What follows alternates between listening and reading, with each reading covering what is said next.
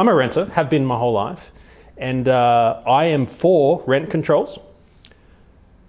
I know it doesn't work technically, but I want my rent controlled. I am for mandatory, right, has anyone got investment properties in here? Anyone a landlord or rental provider as they're now called?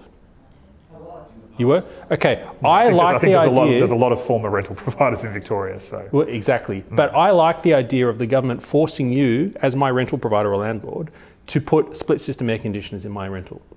I like that idea.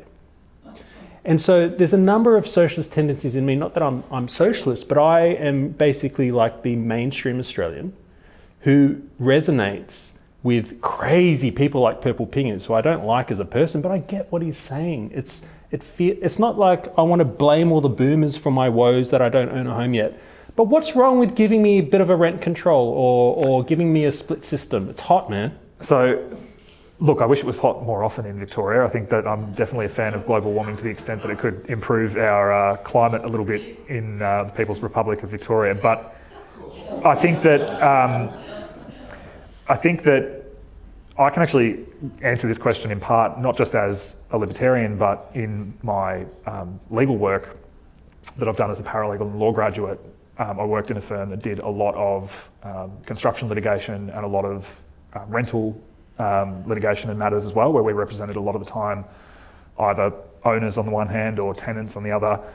And so I've sort of seen firsthand how that looks in practice. And I think a lot of people who have the feeling you have, and it is a feeling or an emotion that the world should be a certain way and that the government passing laws to state how the world should be and to shape reality is a noble and sort of worthwhile use of government power.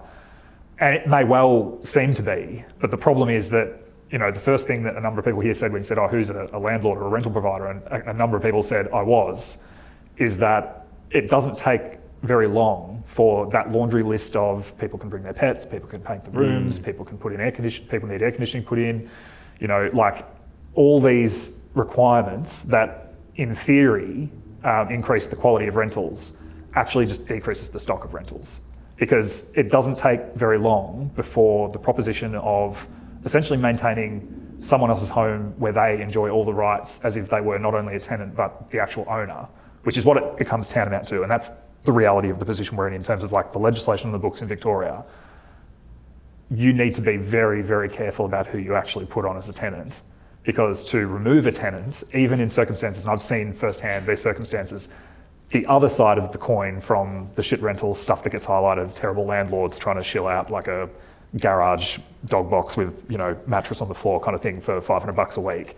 The other side of that is the tenant that gets in, sublets to Airbnb or has like a rooming house unofficial where they've just got people rolling through the landlord doesn't know about, unpaid rent, especially through COVID. People really took advantage of there was some mandated sort of leeway through COVID, but then there were a whole bunch of people who just said, look, I'm just not paying. And even in those circumstances, landlords really struggled to actually evict. And I was involved in one matter where, it was a situation where the person in the house flat out just refused to pay rent, ended up claiming that they had like a sort of an understanding with the owner that they could stay there for free and all this sort of thing. And it was like a nightmare of 6 or 7 months for this person to get that This out. sounds like an edge case. I was just talking to John in the audience today about how the government will often make a hammer widespread rule to squash edge cases. And I feel like most renters are like me. When I go into rental property, we treat it like our own to the point of we will pay to what colour is on that wall because it's rubbish condition. I will colour match that at Bunnings and I will repaint it on my dime for the owner because I want to live with that for the next 3 years while I'm here. And the first place that I rented when I got out of prison, I did that. So I basically got like a little $125 a week place that, you know, I probably put more love and effort into that than the owners had for a long time. So I understand that, and I'm certainly not saying that the kind of situations I was just describing are the norm. But the problem is that when you're the government and all you can do is pass laws and regulate and everything you have is a hammer. So basically when all you are is a hammer, everything's a nail. Yes. And the problem is that using the example of Argentina, like we talked about before, when Milei came to power, there was a huge shortage of rental stock in Argentina. So there was a real... like here. Like here. And like here, there was also a big shadow rental market, because if you put in place basically caps on rent, all you're doing is you're shifting whatever people are prepared to pay above that cap into the black market. And What do you mean by black market rentals? so that happens now, and like, how do I get in? so if you now are a tenant, Yeah. and this is very, very common. Like, we've all seen the videos of like people lining up around the Yes. block to Yep. go and interview for a rental. It's like a little 2-bedroom place or whatever. If there's that many people going for it, who gets it? It's not the person that's prepared to pay what's advertised. It's the people who are prepared to pay 4 weeks up front. It's the people who That's are prepared me. to pay.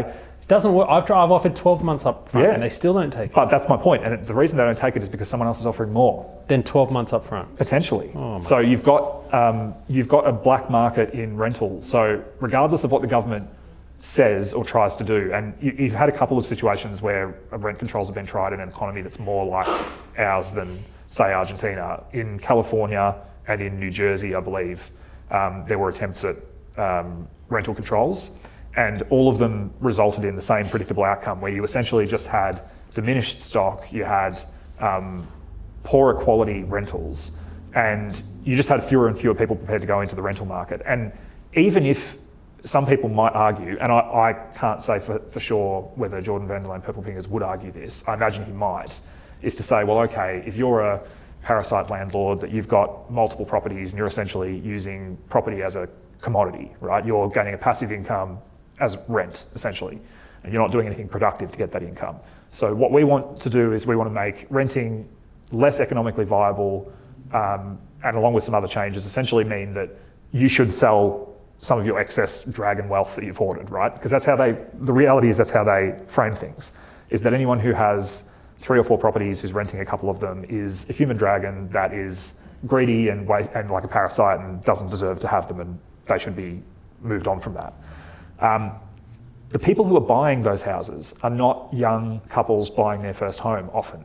Often the cost, the median price of housing, Victoria's not as bad as somewhere like Sydney at the moment, but the people who are buying these properties that are former rental stock are often investors, developers, people doing Airbnbs, all this sort of thing. It's not the first home buyer, young family that are coming into the market. What's the point there? The point there is that it's not enough to say that the objective of keeping rents fair is to partly create more first home buyers and more homeowners, because it's a twin argument, right? Rents are never just discussed on their own. They're always discussed in the terms of rent is a necessary evil until you become a homeowner, almost.